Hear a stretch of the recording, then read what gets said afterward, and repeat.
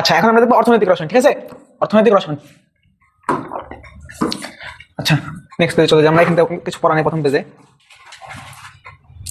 আচ্ছা এখন প্রাকৃতিক গ্যাস, ঠিক আছে? অর্থনৈতিক রসায়নের প্রথম আছে প্রাকৃতিক গ্যাস। প্রাকৃতিক গ্যাস আমরা শিলাস্তরের নিচে থেকে আমরা মানে সংগ্রহ করি, ঠিক আছে? এখন প্রাকৃতিক গ্যাসের ক্ষেত্রে প্রথম যেটা 2023 সাল পর্যন্ত মোট 29টি গ্যাস ক্ষেত্র, কয়টি গ্যাস ক্ষেত্র? 29টি গ্যাস ক্ষেত্র আবিষ্কৃত হয়েছে 2023 সাল পর্যন্ত, মোট 29টি গ্যাস ক্ষেত্র আবিষ্কৃত হয়েছে। এখান থেকে আর কিছু দেখা লাগবে না। আর এটা দেখতে পারো গ্যাস উৎপাদনের জন্য মোট 23টি ব্লকে ভাগ করেছে। আচ্ছা এটা ছকের মধ্যে আছে, ওখান থেকে বলো, এই ছকে আছে, ছকে আছে, ঠিক আছে? এটা গ্যাস ক্ষেত্র 2023 সাল পর্যন্ত 29টা, ঠিক আছে? এখানে 27টি আপডেট করে নেই। 2023 সাল পর্যন্ত এখানে গ্যাস ক্ষেত্র 29টা, আর ব্লক সংখ্যা হলো 23টা, ঠিক আছে? ব্লক সংখ্যা হলো 23টা। আর সবচেয়ে গ্যাস ক্ষেত্র, ঠিক আছে, তিতাস, সবচেয়ে বড় গ্যাস ক্ষেত্র হলো তিতাস। এই জিনিসটা একটু দেখো, গ্যাস ক্ষেত্র হলো 29টা, তারপর ব্লক সংখ্যা হলো 23টা, ঠিক আছে? আর সবচেয়ে বড় গ্যাস ক্ষেত্র হলো তিতাস। এখন আমরা উপরে আসি। আচ্ছা প্রাকৃতিক গ্যাসের উপাদান, প্রাকৃতিক গ্যাসের উপাদান হলো হাইড্রোকার্বন। এখন হাইড্রোকার্বনের ক্ষেত্রে একটা জিনিস পড়ছে না, কার্বন সংখ্যা যদি 1 থেকে 4 হয়, ঠিক আছে? কার্বন সংখ্যা যদি 1 থেকে 4 হয় অ্যালকেনের ক্ষেত্রে, হাইড্রোকার্বন অ্যালকেনের ক্ষেত্রে কার্বন সংখ্যা 1 থেকে 4 হলে ওই অ্যালকেনটা গ্যাসীয়, ওই কারণটা কি হয়? গ্যাসীয়। তারপর 5 থেকে 17 হলে কি হয়? 5 থেকে কার্বন সংখ্যা 5 থেকে 17 হলে তরল, ঠিক আছে?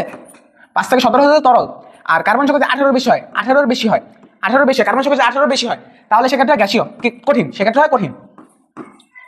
কার্বন সংখ্যা 1 থেকে 4 হলে হয় গ্যাসীয়, কার্বন সংখ্যা 5 থেকে 17 হলে তরল, আর কার্বন সংখ্যা 18 বেশি হলে কঠিন, ঠিক আছে?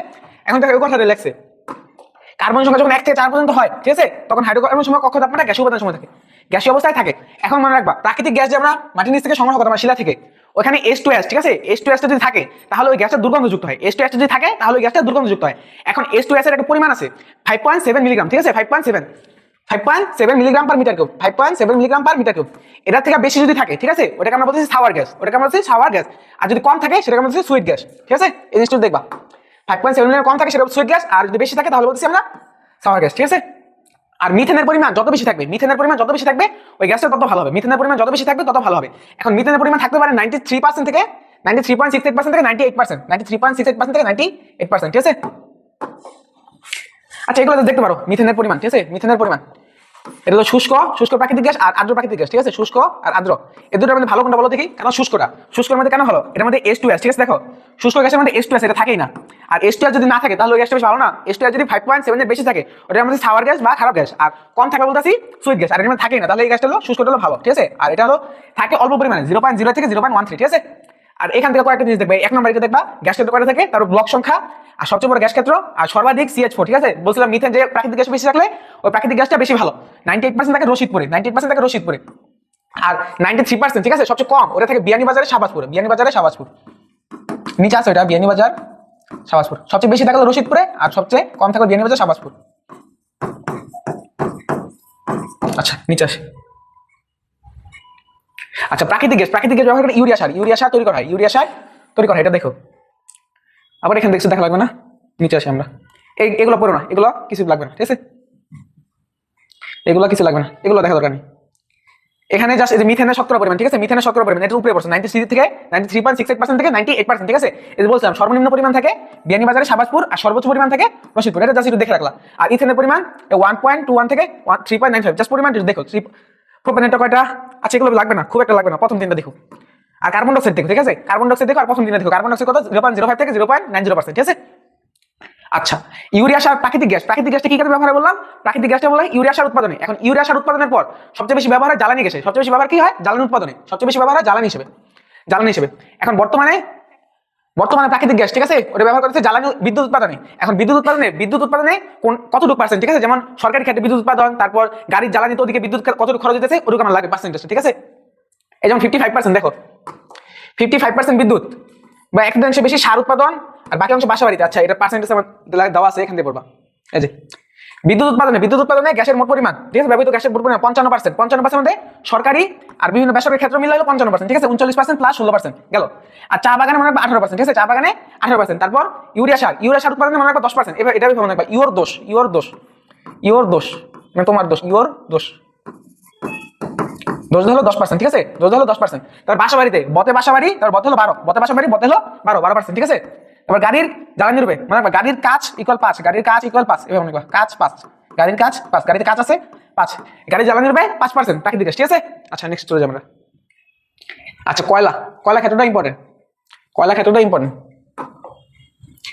বাংলাদেশে কয়লা ক্ষেত্রটা ইম্পর্টেন্ট, ঠিক আছে? প্রথমে থাকে হলো পিট কয়লার পর হলো লিগনাইট কয়লা, ঠিক আছে? পিট কলার পর হয় লিগনাইট কলা, এটাকে যদি তাপ দাও, তাপ দাও, এটাকে লিগনাইট কলা, ঠিক আছে। লিগনাইট কলার পর হয় বিটুমিনাস কলা, এরপর হয় অ্যান্থ্রাসাইট, এরপর কি হয় অ্যান্থ্রাসাইট কলা। এখন আচ্ছা এটা মুছি, আচ্ছা লিগনাইট কলা, ঠিক আছে, এটা মনে করো বালি, ঠিক আছে, বালি, এই মনে করো বালি। বাদামি কলা হলো লিগনাইট কলা, বাদামি কলা হলো লিগনাইট কলা। আর বিটুমিনাস কলা মানে রাখো কালো নরম কলা, কালো নরম কলা। আর সবচেয়ে শক্ত কয়লা কোনটা? অ্যান্থ্রাসাইট, অ্যান্থ্রাসাইট, অ্যান্থ্রাসাইট কলা হলো সবচেয়ে শক্ত কলা, ঠিক আছে। আচ্ছা আচ্ছা, বাংলাদেশে কয়লা ক্ষেত্র এগুলো জাস্ট মানে পড়ো, রিডিং করো জাস্ট, এটা তত ইম্পর্টেন্ট না। মোট কয়লা মজুদের মানে 3.6 বিলিয়ন মেট্রিক টন, জাস্ট দেখলাম মোট কয়লা মজুদ কত 3.6 বিলিয়ন মেট্রিক টন, এটা লাগবে না অত একটা।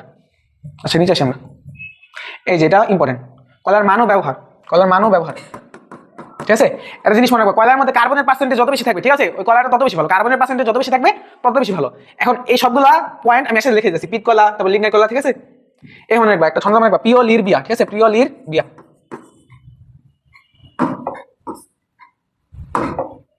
প্রিয় লির বিয়া, ঠিক আছে। তো হলো পিট কয়লা, ঠিক আছে, পিট কয়লা, লিখতে হলো লিগনাইট কয়লা, ঠিক আছে, লিগনাইট কয়লা।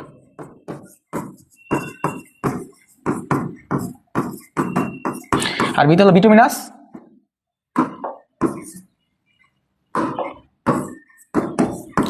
Bituminous, bituminous. আর হলো অ্যান্থ্রাসাইট, ঠিক আছে, অ্যান্থ্রাসাইট, অ্যান্থ্রাসাইট, অ্যান্থ্রাসাইট, অ্যান্থ্রাসাইট।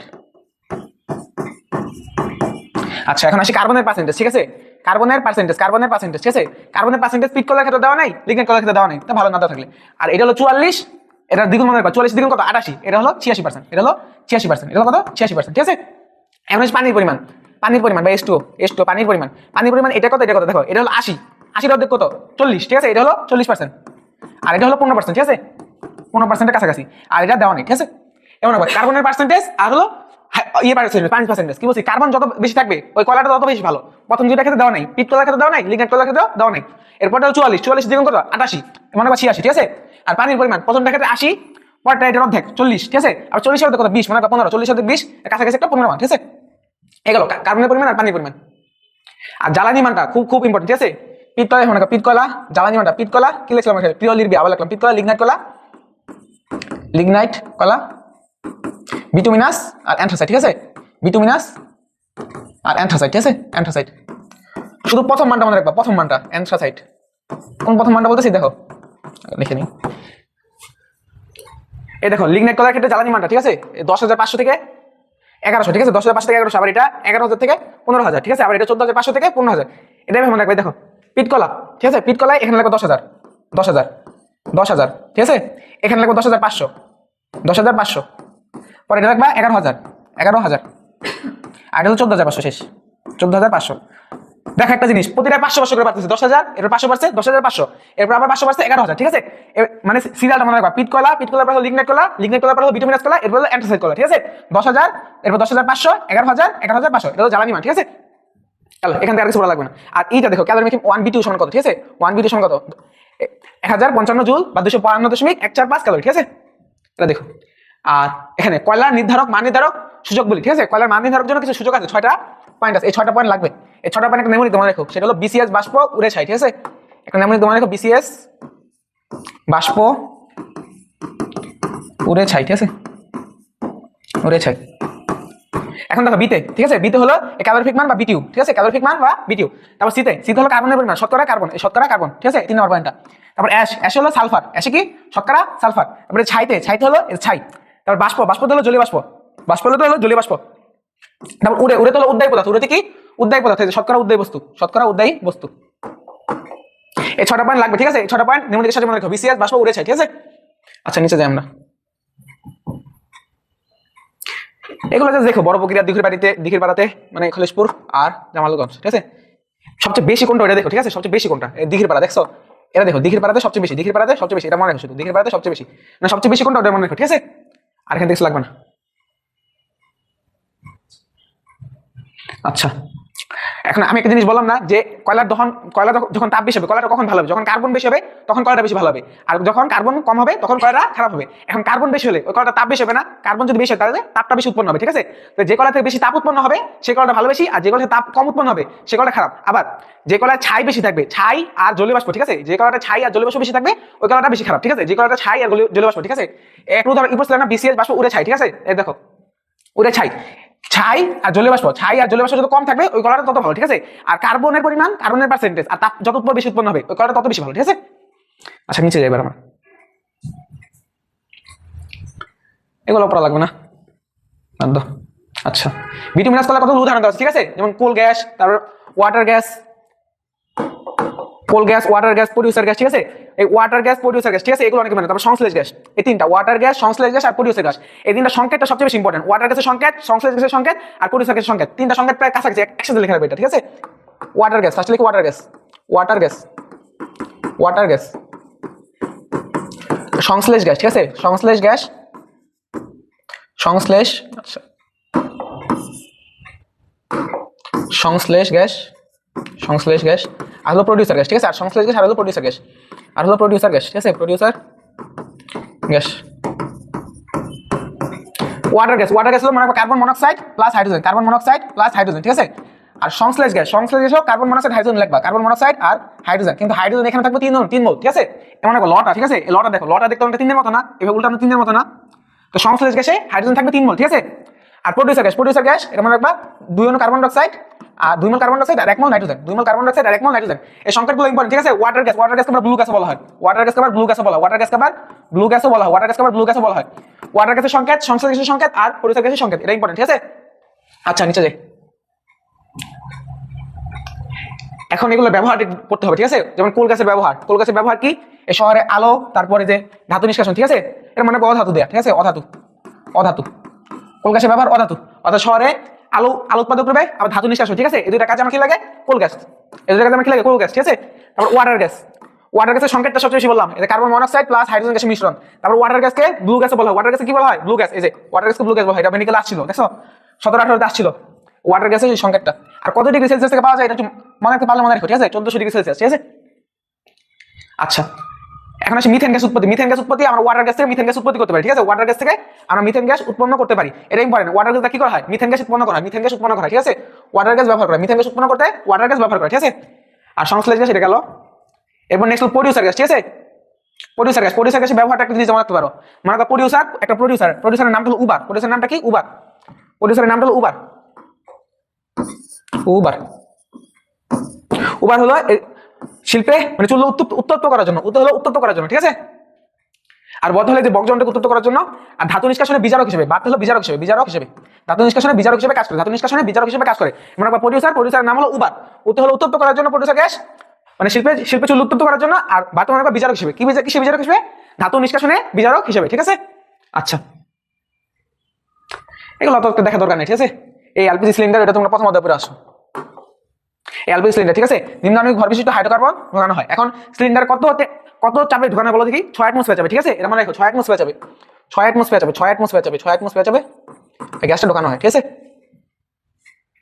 আচ্ছা ওইগুলাই এই ওয়াটার গ্যাসের সংকেত লিখছে, কার্বন মনোক্সাইড প্লাস হাইড্রোজেন। আর সংশ্লেষ গ্যাস কি বলছিলাম, এখানে লটা 3-এর মতো দেখতে, এই জন্য 1/3, অর্থাৎ হাইড্রোজেন গ্যাস হবে 3 মোল, ঠিক আছে। আর producer gas 2 mole carbon dioxide, carbon monoxide আর 1 মোল নাইট্রোজেন, ঠিক আছে, 1 মোল নাইট্রোজেন। নেক্সট আসি আমরা,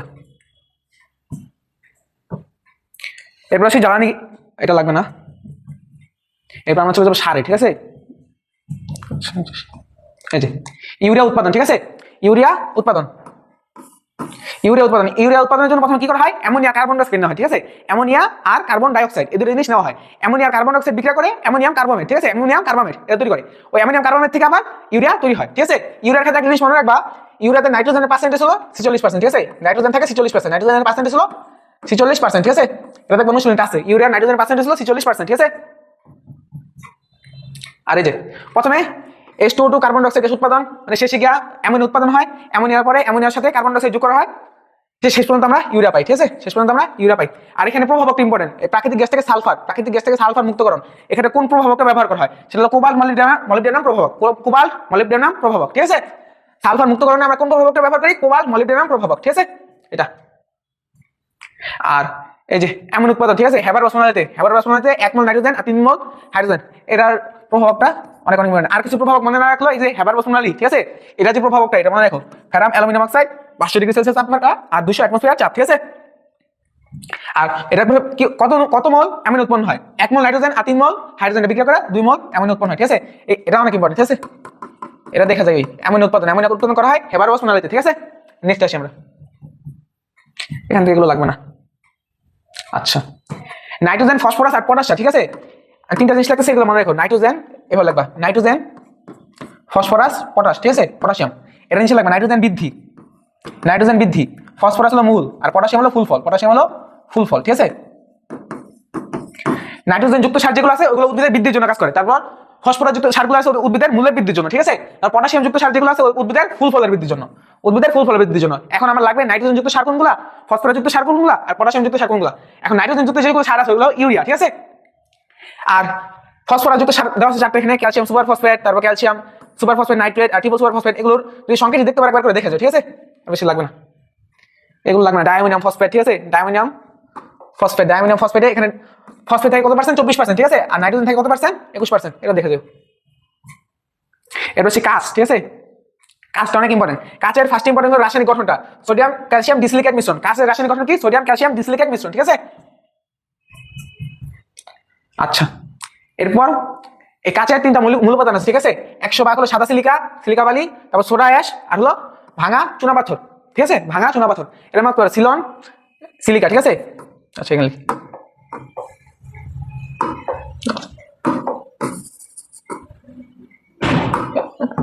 এখন রাখবা সিলন, আচ্ছা নেক্সট পেজে লিখি এটা। সিলন সোডা চুরি করলো, ঠিক আছে, চুরি করলো। এগুলো কাঁচের উপাদানগুলো, সিলন সোডা চুরি করলো, এটা হলো সিলিকা বালি, ঠিক আছে, সিলিকা বালি। এটা সোডাটা হলো সোডা অ্যাশ, ঠিক আছে, সোডা অ্যাশ, ঠিক আছে। আর চুরি হলো চুনা পাথর, ঠিক আছে, চুনা পাথর ক্যালসিয়াম কার্বনেট, ঠিক আছে, ক্যালসিয়াম কার্বনেট। এর মানে সিলিকা বালি থাকে 100 ভাগ, সিলিকা বালি থাকে 100 ভাগ, 100%, ঠিক আছে। আচ্ছা, উপরে যাই আমরা, এই যে 100 ভাগ সিলিকা বালি, তারপর 35 ভাগ সোডা অ্যাশ মানে সোডিয়াম কার্বনেট, আর 15 ভাগ চুনা পাথর বা ক্যালসিয়াম কার্বনেট থাকে, ঠিক আছে। এটা গেল। এরপরে এগুলো ইম্পর্টেন্ট, রঙিন কাজ তৈরি করতে কি লাগে, ঠিক আছে, কিউপ্রাস অক্সাইড, ফেরাস অক্সাইড আর ম্যাঙ্গানিজ। এখান থেকে একটা জিনিস মনে করো, বিরঞ্জক হিসেবে কাজ করে ম্যাঙ্গানিজ অক্সাইড, কিন্তু পেপারের ক্ষেত্রে ম্যাঙ্গানিজ অক্সাইড হলো বেগুনি বর্ণের ক্ষেত্রে দায়ী। পেপারের ক্ষেত্রে ম্যাঙ্গানিজ অক্সাইড এটা হলো বেগুনি বর্ণ দান করে, আর কাঁচের ক্ষেত্রে ম্যাঙ্গানিজ অক্সাইড বিরঞ্জক হিসেবে কাজ করে, ঠিক আছে, এই জিনিসটা খেয়াল রেখো। আচ্ছা, অস্বচ্ছ কাজ তৈরির জন্য কি লাগে, এটার ক্ষেত্রে একটা জিনিস মনে করো আতশ, ঠিক আছে, আতশ, এটিএস, ঠিক আছে, এটা হলো অ্যান্টিমনি, তিতে হলো টিন, আর এস হলো আর্সেনিক অক্সাইড, অর্থাৎ অস্বচ্ছ কাজ তৈরির জন্য আমার লাগে অ্যান্টিমনি, টিন, আর্সেনিক অক্সাইড, আতশ মনে রাখবা, ঠিক আছে। হ্যালো, এই যে বলছিলাম ম্যাঙ্গানিজ অক্সাইড বিরঞ্জক রূপে কাজ করে, এখানে কাঁচের ক্ষেত্রে বিরঞ্জক রূপে, এই দেখো ম্যাঙ্গানিজ অক্সাইড কাঁচের ক্ষেত্রে বিরঞ্জক রূপে কাজ করে।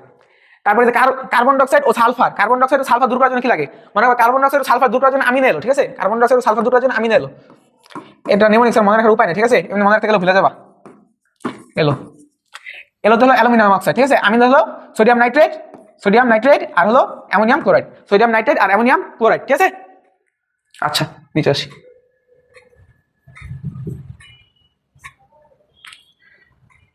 এই জাস্ট দেখতে পারো সাধারণ কাচের অ্যানিলিং তাপমাত্রা, ঠিক আছে, এই জাস্ট দেখতে পারো 454 থেকে, মনে রাখার দরকার নেই, ঠিক আছে, মনে রাখতে পারলে পারলা, না পারলে নাই, ঠিক আছে, অতই ফোর্ডার এখানে দরকার নেই। আচ্ছা, বিভিন্ন ধরনের কাজ, এটা ইম্পর্টেন্ট, ঠিক আছে, বিভিন্ন ধরনের কাজ, সফট গ্লাস, হার্ড গ্লাস ও পটাশ গ্লাস। এখন দেখো সফট গ্লাস অ্যাশ, ঠিক আছে, সংকেতটা পুরো মনে রাখার দরকার নেই, কিছু জিনিস মনে রাখবো, ঠিক আছে। এই সফট গ্লাস, ঠিক আছে, অ্যাশে মনে রাখবো সোডিয়াম অক্সাইড, সোডিয়াম অক্সাইড, ঠিক আছে। তারপর পটাশ গ্লাস মনে রাখবো পটাশিয়াম, ঠিক আছে, পটাশিয়াম অক্সাইড, ঠিক আছে। তারপর এটা পুরো মনে রাখবা ফল, ঠিক আছে, ফলটা মনে রাখবা, কারণ ফ্লিন গ্লাসের অপর নাম তো আসে, ফ্লিন গ্লাসের অপর নাম কি, ফল, ঠিক আছে।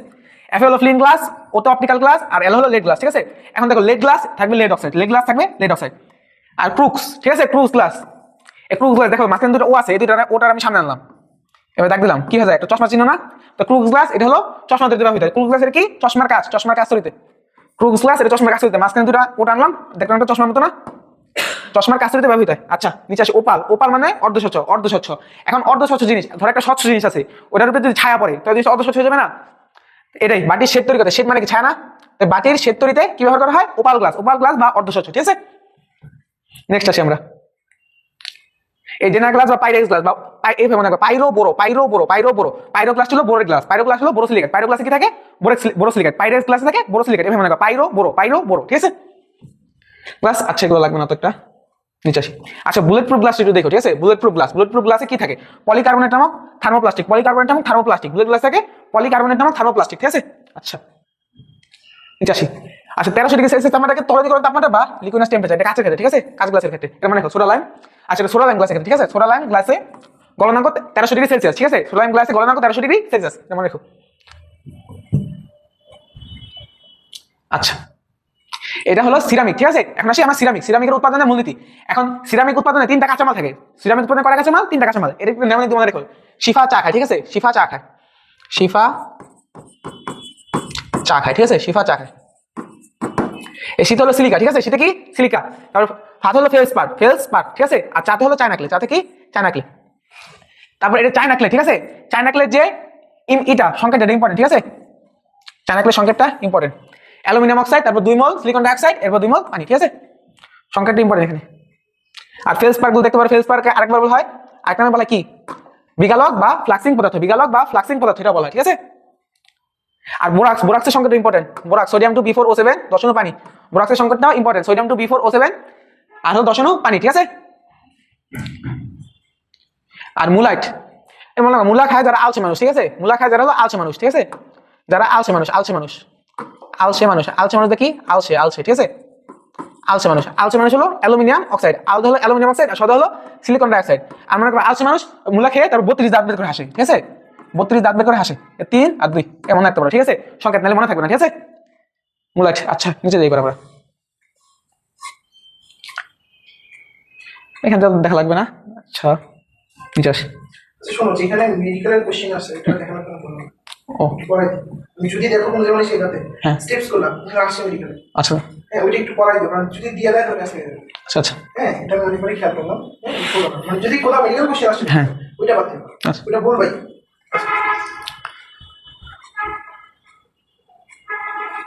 আচ্ছা সিরামিক সামগ্রী উৎপাদন প্রক্রিয়া। ঠিক আছে, সিরামিক সামগ্রী উৎপাদন প্রক্রিয়া এর স্টেপগুলো দেখে রাখো। ঠিক আছে, স্লিপিং প্রস্তুতি, তারপর ফিল্টার কেক প্রস্তুতি, তারপর সিরামিক সামগ্রী শেফিং ও ড্রাইং, আর হলো বিস্কুট ফায়ারিং বা গ্লেজিং। ঠিক আছে, এই জাস্ট স্টেপগুলোর নাম, আর ভিতরে পড়া দরকার নেই। ঠিক আছে, ভিতরে কিছু পড়বে না, শুধু স্টেপগুলো। ঠিক আছে, শুধু স্টেপগুলো।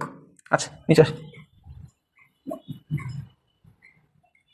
এবার আসি পাল্প পেপার প্রস্তুতি। ঠিক আছে, এখানে কি কি লাগে? সেলুলোজ, তারপর লিগনিন, তারপর হলো হেমিসেলুলোজ। ঠিক আছে, সেলুলোজ, লিগনিন, তারপর হলো হেমিসেলুলোজ। ঠিক আছে, এটা পার্সেন্টেজ ইম্পর্টেন্ট। ঠিক আছে, মূল কাঠামোতে কতটুকু এটা মনে রাখতে পারো। লাগলো হাওয়া সেলিমের মানে। ঠিক আছে, পার্সেন্টেজগুলো মনে রাখার জন্য লাগলো হাওয়া, লাগলো হাওয়া সেলিমের মানে। ঠিক আছে, সেলিমের মানে ফার্স্টে লাগলো এটা হলো লিগনিন। ঠিক আছে, লিগনিন, তারপর হাওয়া হলো হেমিসেলুলোজ। ঠিক আছে, এটা হলো হেমিসেলুলোজ, হেমিসেলুলোজ, সেকেন্ড হলো সেলুলোজ। ঠিক আছে, সেলুলোজ। এখন দেখো লিগনিনের কথা আছে 20 থেকে 30। ঠিক আছে, 20 থেকে 30, 20 থেকে 30, 20 থেকে 30, 30%, তারপর 30 থেকে 35, 30 থেকে 35, আর হলো 40 থেকে 45, 40 থেকে 45, এভাবে সিরিয়াল মনে রাখবা। 20 থেকে 30, 30 থেকে 35, আর 40 থেকে 45, 20 থেকে 30, 30 থেকে 35, আর 40 থেকে 45, লিগনিন, হেমিসেলুলোজ, পরে হলো সেলুলোজ। ঠিক আছে, আচ্ছা নিচে আসি। আচ্ছা এখানে একটা জিনিস আছে, সেটা হলো ব্ল্যাক লিগার। ঠিক আছে, ব্ল্যাক লিগার নামে ব্ল্যাক থাকলে এটা আসলে বাদামি, এটা আসলে বাদামি, এই জিনিসটা দিতে পারে। ঠিক আছে, ব্ল্যাক লিগার। ঠিক আছে, এটা হলো বাদামি বর্ণ। ব্ল্যাক লিগারের বর্ণ কি? বাদামি। ঠিক আছে, মনে রাখো ব্ল্যাক লিগারের বর্ণ কি? এটা হলো বাদামি বর্ণ। ঠিক আছে, আর এখান থেকে যে ব্লিচিং এজেন্ট বা বিরঞ্জক পদার্থ। ঠিক আছে, এটা ইম্পর্টেন্ট। ব্লিচিং এজেন্ট বা বিরঞ্জক পদার্থ, ক্লোরিন অক্সাইড, ক্লোরিন ডাইঅক্সাইড, অথবা calcium hypochlorite, calcium hypochlorite, calcium hypochlorite, অথবা ক্লোরিন ডাইঅক্সাইড। ঠিক আছে, বিরঞ্জক পদার্থটা পড়ো, বিরঞ্জক পদার্থটা পড়ো। আর ব্ল্যাক লিগার তো বললাম এটা হলো বাদামি বর্ণের। ঠিক আছে, নিচে যাই। আচ্ছা এই পাল্প মনা থেকে কাগজ তৈরি। ঠিক আছে, পাল্প মনা থেকে 3 ধাপে কাগজ তৈরি, 3 ধাপে কাগজ তৈরি করা হয়। এই বিটিং, রিফাইনিং আর কাগজ শীট, বিটিং, রিফাইনিং আর কাগজ শীট, এটা মনে রাখো। আচ্ছা ভিতরে অত কিছু পড়া লাগবে না। ট্যালক, ট্যালকারিটা দেখো যদি পারো সংকেতটা। ঠিক আছে, কারণ ট্যালকের সংকেতে তোমার কেমিস্ট্রি ফার্স্ট পার্টও আছে। ঠিক আছে, 3 ম্যাগনেসিয়াম অক্সাইড, 4 সিলিকন ডাইঅক্সাইড, আর হলো এখনো 1 মোল পানি, ঠিক আছে। ট্যালক কার মূল উপাদান? ট্যালকমের, ঠিক আছে। ট্যালকমের মূল উপাদান হলো ট্যালক, ঠিক আছে। আচ্ছা নিচে আসি, কিছু নাই। আচ্ছা সিমেন্ট, সিমেন্ট 4 ধরনের সিমেন্ট আছে, ঠিক আছে। এর মধ্যে সবচেয়ে বেশি ব্যবহৃত সিমেন্ট হলো পোর্টল্যান্ড সিমেন্ট। সবচেয়ে বেশি ব্যবহৃত সিমেন্ট কি? পোর্টল্যান্ড সিমেন্ট, ঠিক আছে। এটা মনে রাখো শুধু, বাকি 4টা নাম্বার দরকার নেই। পোর্টল্যান্ড সিমেন্ট, ঠিক আছে। পোর্টল্যান্ড সিমেন্ট এটা হলো সবচেয়ে বেশি ব্যবহৃত, সবচেয়ে বেশি ব্যবহৃত। বাংলাদেশে যেটা ব্যবহার করা হয় ওটার নাম পোর্টল্যান্ড সিমেন্ট। সবচেয়ে বেশি বাংলাদেশে উৎপাদিত সিমেন্ট হলো পোর্টল্যান্ড সিমেন্ট, ঠিক আছে। Portland cement. আচ্ছা এখানে পার্সেন্টেজ গুলো মনে রাখতে পারো, ঠিক আছে। যেমন চুন, ঠিক আছে, সিটা 3 দুগুণে 6, সিটা 3-এর মতো 3 দুগুণে 6, 60 থেকে 70। তারপর দেখো সিলিকন ডাইঅক্সাইড, এখানে 2 আছে, 2 তা 20 থেকে 24। তারপর অ্যালুমিনিয়াম অক্সাইড শেষে 3 আছে, 3 থেকে 8। আর ম্যাগনেসিয়াম, ম্যাগনেসিয়াম দেখো মা, ঠিক আছে।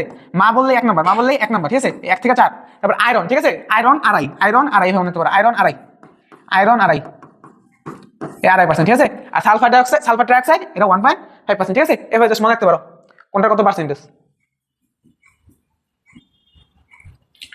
আচ্ছা আচ্ছা ক্যালসিয়াম ধাতুটি পদার্থ হলো চুন, ঠিক আছে। ক্যালসিয়াম অক্সাইড বা লাইম, ঠিক আছে, ক্যালসিয়াম অক্সাইড বা লাইম চুনাপাথর থেকে পাওয়া যায়। ক্যালসিয়াম চুনাপাথরের সংকেত কি? ক্যালসিয়াম কার্বনেট, ওখান থেকে আমরা calcium oxide plus carbon oxide পেতে পারি, ঠিক আছে।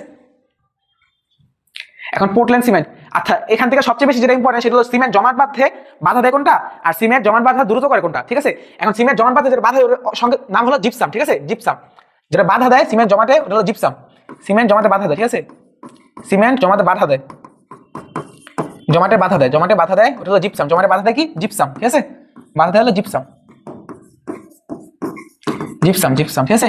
জিপসামের সংকেত কি? ক্যালসিয়াম সালফাইড ইনটু 2 অনু পানি, ক্যালসিয়াম সালফাইড ইনটু 2 অনু পানি, সংকেতটা লাগবে, ঠিক আছে। ক্যালসিয়াম সালফাইড আর 2 অনু পানি, ঠিক আছে। আর সিমেন্ট জমাট, সিমেন্ট জমাট, ঠিক আছে, এটা দ্রুত করে বা ত্বরান্বিত করে ওটা হলো অ্যালুমিনেট, ওটাকে অ্যালুমিনেট, ওটাকে অ্যালুমিনেট, অ্যালুমিনেট,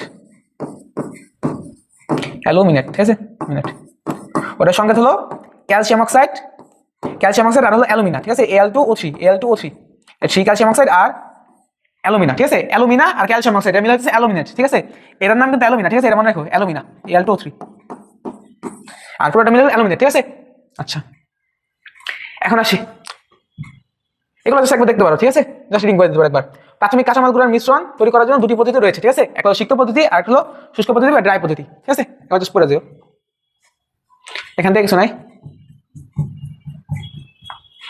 এখান থেকেও কিছু নাই। আচ্ছা যেটা আমি বললাম এই যে ত্বরান্বিত করে সিমেন্ট জমাট, ঠিক আছে, সেটা হলো অ্যালুমিনেট, ঠিক আছে। সেটা হলো কি? অ্যালুমিনেট। আর যেটা বাধা দেয় সিমেন্ট জমাট ওটা হলো জিপসাম, ক্যালসিয়াম সালফাইড ইনটু 2 অনু পানি, ঠিক আছে।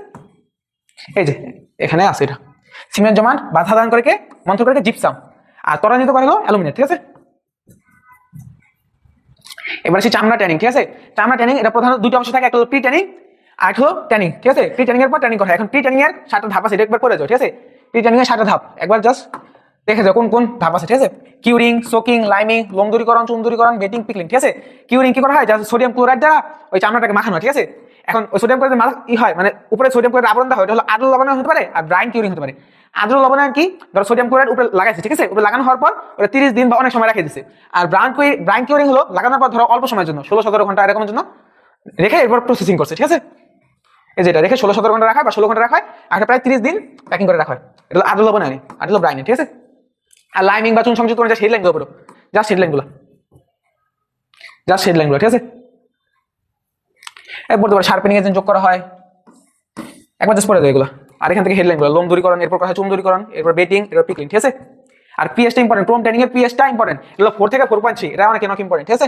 এটা থেকে অনুশীলনীতে প্রশ্ন আসে, ক্রোম ট্যানিং এর পিএইচ হলো 4 থেকে 4.3, ক্রোম ট্যানিং এর পিএইচ হলো 4 থেকে 4.3, ঠিক আছে।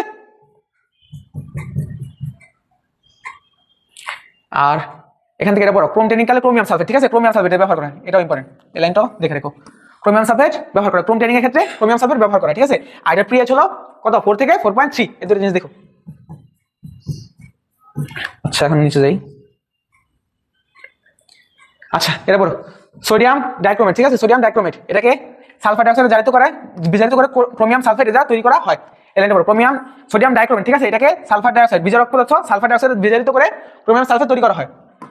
এটা অবশ্যই তৃতীয় অধ্যায়ের প্রশ্ন, পরিমাণগত রসায়ন, ঠিক আছে, ওখান থেকে এটা সমতা আসছে। 3 sulphate, sulphur dioxide, chromium sulphide আর হলো সোডিয়াম হাইড্রোক্সাইড এর প্রস্তুত করা, ঠিক আছে। নিচে আসে। আচ্ছা এখানে আর কিছু নাই, এই যে দেখানো লাগলে একবার দেখে যাও। প্রতি টন ইউরিয়া উৎপাদনের সময় প্রতি ঘনমিটার বজ্র পানিতে 0.1 থেকে 2.6 কেজি ইউরিয়া ও নাইট্রোজেন যোগ থাকে, ঠিক আছে, যোগ থাকে, এটা তো ইম্পর্টেন্ট না, জাস্ট দেখে লাগবে। আর চামড়া শিল্পে দূষক, ঠিক আছে, এই বাতাসের পরিমাণটা যেটা ইম্পর্টেন্ট, H2S এর পরিমাণটা কত হলে, ঠিক আছে, এটা মারাত্মক মানুষের মৃত্যু বিষক্রিয়া ঘটাতে পারে। এটা হলো 20 ppm, ঠিক আছে, 20 ppm হলে মারাত্মক মানুষের বিষক্রিয়া ঘটাতে পারে, মানুষের বিষক্রিয়া হতে পারে। H2S এর পরিমাণ 20 ppm হলে, 20 ppm, ঠিক আছে, এটা ইম্পর্টেন্ট। তারপর আচ্ছা, এই বজ্র চামড়া, ঠিক আছে, এখানে যেটা বজ্র চামড়া থেকে তৈরি পোল্ট্রি ফুড খাওয়া না, ঠিক আছে, পোল্ট্রি ফুড হাঁস মুরগি খাওয়া না, ঠিক আছে, ওখানে হতে পারে ক্রোমিয়াম দূষণ, ঠিক আছে, ক্রোমিয়াম দূষণ হতে পারে। খাদ্য শৃঙ্খলায় ক্রোমিয়াম দূষণটা হয় বজ্র চামড়া থেকে পোল্ট্রি ফুড এটা হলো হাঁস মুরগি খাদ্যরূপে ব্যবহারে খাদ্য শৃঙ্খলায় ক্রোমিয়াম দূষণ ঘটতে পারে, ঠিক আছে। আচ্ছা, আমরা নিচে আসি।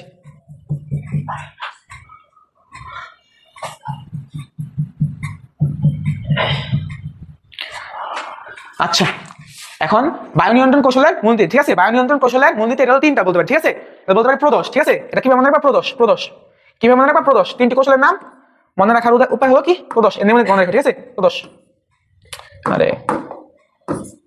প্রদোষ,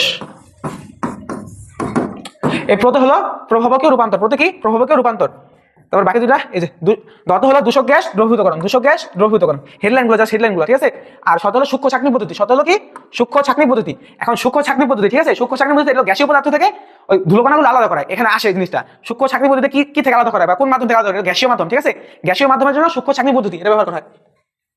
তারপর ইটিপি, ঠিক আছে, ইফ্লুয়েন্ট ট্রিটমেন্ট প্লান্ট। ইফ্লুয়েন্টটা কি, ইফ্লুয়েন্ট হলো ধরো বজ্র তরল, ঠিক আছে, বজ্র তরলটার নাম দিয়েছি আমরা ইফ্লুয়েন্ট, ঠিক আছে। এখন ইটিপি তিনটি প্রক্রিয়া আছে, তিনটি প্রক্রিয়া, এখানে তিনটা প্রক্রিয়া, ইটিপি নাম মনে রাখতে পারো। দেখো, হলো ইলেকট্রোলাইসিস, কি ইলেকট্রোলাইসিস বা তড়িৎ বিশ্লেষণ, ঠিক আছে। আর পিতে হলো প্রভাবন, কি প্রভাবন। আর টিতে হলো টেকনোলজি, কি টেকনোলজি। কি ইলেকট্রোলাইসিস, কি বললাম ইলেকট্রোলাইসিস, এই যে ইলেকট্রোলাইসিস বা তড়িৎ বিশ্লেষণ। আর পিতে কি প্রভাবন, আর টিতে টেকনোলজিটা কি, এটা দেখো জীব প্রযুক্তি প্রয়োগ, ঠিক আছে। এই ইটিপির তিনটি প্রক্রিয়া, এটা ইটিপিতে মনে রাখতে পারে। এটা হলো ইলেকট্রোলাইসিস বা তড়িৎ বিশ্লেষণ, টিতে হলো টেকনোলজি বা জীব প্রযুক্তি, আর পিতে হলো প্রভাবন, ঠিক আছে।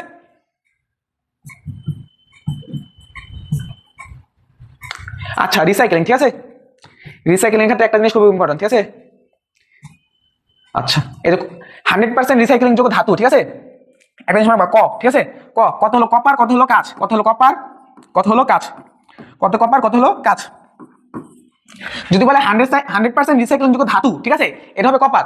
আর যদি বলে 100% রিসাইক্লিং যোগ্য পদার্থ, ঠিক আছে, এটা হবে কাঁচ। এই দেখো নিচে লেখা আছে, এই যে 100% রিসাইক্লিং যোগ্য পদার্থ এটা হলো কাঁচ। আর যদি বলে 100% রিসাইক্লিং যোগ্য ধাতু সেটা হবে কপার, ঠিক আছে। কত মনে রাখবে, কপার কাঁচ, ঠিক আছে, এই দুইটা। আচ্ছা, নিচে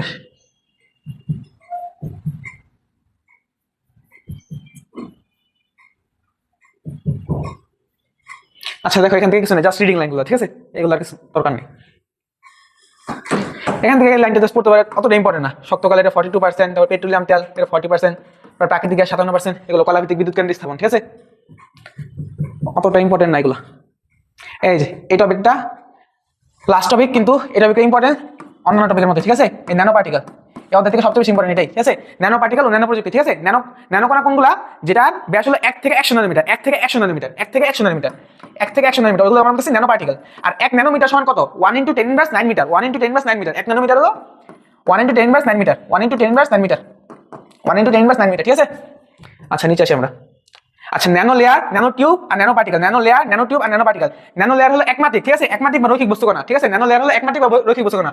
ন্যানো টিউব হলো দ্বিমাত্রিক, আর ন্যানো পার্টিকেল হলো ত্রিমাত্রিক, ঠিক আছে। 1D 2D 3D মানে 1 ডাইমেনশন 2 ডাইমেনশন আর 3 ডাইমেনশন, ঠিক আছে, ওটাকে ন্যানো পার্টিকেল বলে। আর বললাম তো ন্যানো পার্টিকেলের আকারটা কত, 1 ন্যানোমিটার থেকে 100 ন্যানোমিটার, 1 ন্যানোমিটার থেকে 100 ন্যানোমিটার।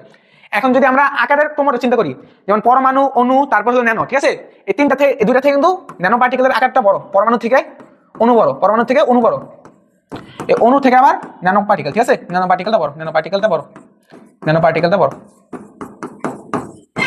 আচ্ছা, এখানে কয়টা জিনিস দেওয়া আছে, যেমন হাইড্রোজেনটা দেওয়া আছে, ঠিক আছে, হাইড্রোজেনের পারমাণবিক ব্যাস দেওয়া আছে, এটা তো পড়ো 37 পিকোমিটার, তারপর বা ব্যাসটা নিছে 37 পিকোমিটার, তারপর এটা দেওয়া আছে 0.53 এর মধ্যে থাকে, মানে পরমাণুর পারমাণবিক ব্যাস বলা আছে, ঠিক আছে। এটা হলো হাইড্রোজেন দেওয়া আছে, আর এটা হলো যে কোনো পরমাণুর পারমাণবিক ব্যাসটা 0.07 ন্যানোমিটার থেকে 0.53 ন্যানোমিটারের মধ্যে থাকে। আর ন্যানো পার্টিকেলের আকার তো বললামই 1 ন্যানোমিটার থেকে 100 ন্যানোমিটারের মধ্যে থাকে, ঠিক আছে। আচ্ছা, গেল। আচ্ছা, ন্যানো প্রযুক্তি, ঠিক আছে, ন্যানো প্রযুক্তি এটা কোন বিজ্ঞান, এটা নামটা সহজে মনে রাখতে পারো, নোরিও টনগুসি, ঠিক আছে। ন্যানো প্রযুক্তি নোরিও টনগুসি, এটা নামটা সহজে মনে রাখা যায়, ঠিক আছে। ন্যানো প্রযুক্তি পদটি ব্যবহার করেন তিনি। আচ্ছা, আর এই কিছু কিছু তুলনা করা হয়েছে, দেখো 4টা হাইড্রোজেন পাশাপাশি রাখলে 1 ন্যানোমিটার হয়, ঠিক আছে। আর মানুষের একটা চুলের ব্যাস হলো 5000 ন্যানোমিটার। তারপরে একটা সাধারণ ব্যাকটেরিয়ার দৈর্ঘ্য হলো 1000 ন্যানোমিটার। জাস্ট পড়তে পারে এগুলো লাইনগুলো, ঠিক আছে, দেখো একটু। আচ্ছা, এরপর আছে ন্যানোকণার বৈশিষ্ট্যগুলো, ঠিক আছে। আচ্ছা, ন্যানোকণাটা আমি যেগুলো জিনিস বলেছি ওগুলো মনে রেখে শুধু দৃশ্যমান আলোতে দেখা যায় না, দৃশ্যমান আলোতে আমরা ন্যানোকণা দেখতে পাই না, কিন্তু ইউভি রেতে আমরা দৃশ্যকণা, ইউভি রেতে আমরা ন্যানো পার্টিকেলগুলো দেখতে পারি, ইউভি রেতে আমরা ন্যানো পার্টিকেলগুলো দেখতে পারি, কিন্তু আমরা কিসে দেখতে পারি না? দৃশ্যমান আলোতে দেখতে পারি না, দৃশ্যমান আলোতে দেখতে পারি না, দৃশ্যমান আলোতে দেখতে পারি না, দৃশ্যমান আলোতে দেখতে পারি না, দৃশ্যমান আলোতে দেখতে পারি না, আর ইউভি আলোতে দেখতে পারি, ঠিক আছে। আর ম্যাগনেটিজম প্রদর্শন করে, ন্যানো পার্টিকেলগুলো ম্যাগনেটিজম প্রদর্শন করে। কি magnetism? Super paramagnetism. Super key? Paramagnetism. Nano পার্টিকেলগুলো paramagnetism প্রদর্শন করে, সুপার প্যারাম্যাগনেটিজম, ঠিক আছে। আর সেগুলো নেক্সট পেজে আছে।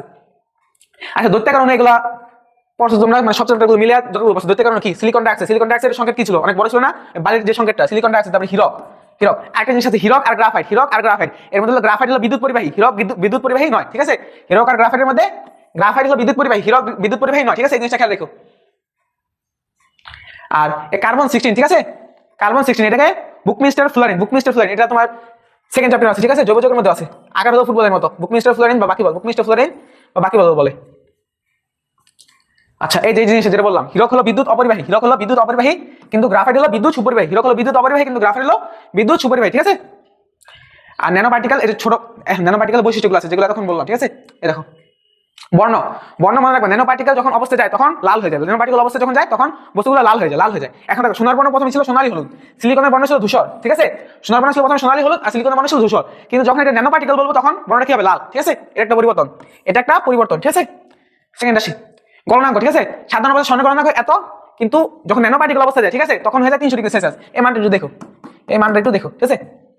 আর এই জিনিসটা ইম্পর্টেন্ট, এই জিনিসটা ইম্পর্টেন্ট, জিঙ্ক অক্সাইড কণা, ঠিক আছে, এটা সানস্ক্রিন লোশনে, সানস্ক্রিন লোশন ধরে তৈরিতে ব্যবহৃত হয়। জিঙ্ক অক্সাইডের ন্যানো পার্টিকেল, জিঙ্ক অক্সাইডের ন্যানো পার্টিকেল সানস্ক্রিন লোশনে ব্যবহৃত হয়, সানস্ক্রিন লোশনে ব্যবহৃত হয়। জিঙ্ক অক্সাইডের ন্যানো পার্টিকেল সানস্ক্রিন লোশনে ব্যবহৃত হয়, ঠিক আছে। আর বিদ্যুৎ সুপরিবাহিতা কি বলছিলাম? সুপার প্যারাম্যাগনেটিজম, সুপার প্যারাম্যাগনেটিজম প্রদর্শন করে, সুপার প্যারাম্যাগনেটিজম প্রদর্শন করে, ঠিক আছে। আচ্ছা, এই যে প্যারাম্যাগনেটিজম, ঠিক আছে, সুপার প্যারাম্যাগনেটিজম, সুপার প্যারাম্যাগনেটিজম প্রদর্শন করে, ধর্ম প্রকাশ করে। আচ্ছা, আরেকটা জিনিস, এই ন্যানো পার্টিকেল, ঠিক আছে, এই ন্যানো পার্টিকেল যদি এই ধর্ম প্রকাশ করতেছে, যদি প্রশ্ন আসে কিসের কারণে এটা প্রকাশ করতেছে, এই ন্যানো পার্টিকেলের যে ধর্মগুলা কোন ধর্মে কেন প্রকাশ করতেছে, এর একটা কারণ হলো পৃষ্ঠতলের ক্ষেত্রফল বৃদ্ধি পায়। ন্যানো পার্টিকেল অবস্থায় পৃষ্ঠতলের ক্ষেত্রফল বৃদ্ধি পায়, ঠিক আছে। আচ্ছা, এখন এই বক্স অ্যান্সার করে দেখো, ঠিক আছে। এই দেখো ন্যানো অবস্থার পদার্থের অপটিক্যাল, চৌম্বকীয় ও বৈদ্যুতিক ধর্ম, ঠিক আছে, পরিবর্তন ঘটার প্রধান কারণ কি? এটা কণার তলের ক্ষেত্রফল, ঠিক আছে, কণার তলের ক্ষেত্রফল বা পৃষ্ঠতলের ক্ষেত্রফল ওটা বেড়ে যায়, ঠিক আছে।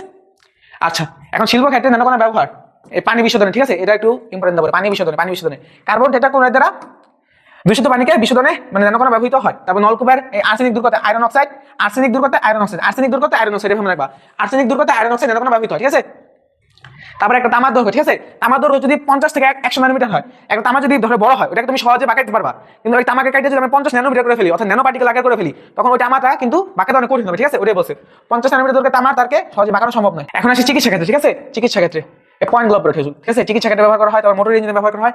চিকিৎসা ক্ষেত্রে এক্সট্রা লেখা নেই, কিন্তু মোটর ইঞ্জিনের ক্ষেত্রে লেখা আছে গাড়ির ইঞ্জিনে সিলিন্ডারে জিরকনিয়াম অক্সাইড, ঠিক আছে, জিরকনিয়াম অক্সাইড এটা ন্যানোকণা ব্যবহৃত হয়। আবার অ্যালুমিনা, ঠিক আছে, অ্যালুমিনা ও নিকোলাইট এর প্রলেপ দিয়ে, ঠিক আছে। তারপর ইঞ্জিনের ক্যাবোরেট উপর নিকেল ক্রোমিয়াম, নিকেল ক্রোমিয়াম ধাতুর সংকরের উপর ন্যানো পার্টিকেল প্রলেপ দিয়ে জ্বালানি গ্যাসের চাপ শক্তি বৃদ্ধি করে। এগুলো জাস্ট পড়ে একটা রিডিং তো, ঠিক আছে, অত বেশি ইম্পর্টেন্ট এখান থেকে, জাস্ট দেখানো লাইনগুলো পুরো, ঠিক আছে। তারপরে যে কার্বন ন্যানোটিউব, কার্বন ন্যানোটিউবের বিদ্যুৎ পরিবাহিত ক্ষমতা, বিদ্যুৎ পরিবহন ক্ষমতা, দক্ষতা অসাধারণ, ঠিক আছে। মানে কার্বন যখন ন্যানোটিউব আকৃত হয়, ঠিক আছে, এটা বললাম ন্যানোটিউব, তারপর ন্যানো পার্টিকেল গুলা তখন বিদ্যুৎ পরিবহন ক্ষমতা বেড়ে যায়, ঠিক আছে। আর ইন্টিগ্রেট সার্কিট তৈরিতে কার্বন ন্যানোটিউবের মধ্যে ব্যবহৃত হয়েছে, ইন্টিগ্রেট সার্কিটে কার্বন ন্যানোটিউব ব্যবহৃত হয়, ঠিক আছে। এগুলো তারপর যন্ত্রের মেমোরি সংরক্ষক, ফটোসেল দক্ষতা ইত্যাদি। আর কি বললাম, জিঙ্ক অক্সাইড বললাম একটু ইম্পর্টেন্ট, সানস্ক্রিন লোশনে কোনটা ব্যবহার করা হয়? জিঙ্ক অক্সাইডের ন্যানো পার্টিকেল, জিঙ্ক অক্সাইডের ন্যানো পার্টিকেল সানস্ক্রিন লোশন তৈরিতে ব্যবহৃত, ঠিক আছে। তারপর টাইটানিয়াম অক্সাইড এই nano particle sunscreen lotion cream ব্যবহৃত হয়। জিঙ্ক অক্সাইডে বেশি মনে রাখো, জিঙ্ক অক্সাইডে বেশি ইম্পর্টেন্ট, এটা বেশি দেয়, ঠিক আছে। তারপরে এই যে লাস্ট টপিক, ঠিক আছে, এমআরআই কন্ট্রাস্ট এজেন্ট, যেমন প্যারাম্যাগনেটিক এই গ্যাডোলিনিয়াম, ঠিক আছে, এ কোয়ান্টাম ডট কণা যুক্ত করে এমআরআই ইমেজিং করা হয়। অর্থাৎ এমআরআই কন্ট্রাস্ট এজেন্ট, ঠিক আছে, এমআরআই যন্ত্রে কোন পদার্থে ন্যানোকণা ব্যবহৃত হয় সেটা হলো paramagnetic gadolinium ion, paramagnetic gadolinium ion, ঠিক আছে। আর আমি ট্রাই করছি সব মানে যেগুলো ইম্পর্টেন্ট টপিকগুলো কিভাবে সহজে মনে রাখতে পারো ওইগুলো ট্রাই করা, ওগুলো বোঝা যাওয়ার চেষ্টা করছি, আর সহজে মনে রাখার জন্য কিছু ট্রিক বলছি, ওইসব আশা করি তোমাদের কথাটা পড়তে সহজ হবে।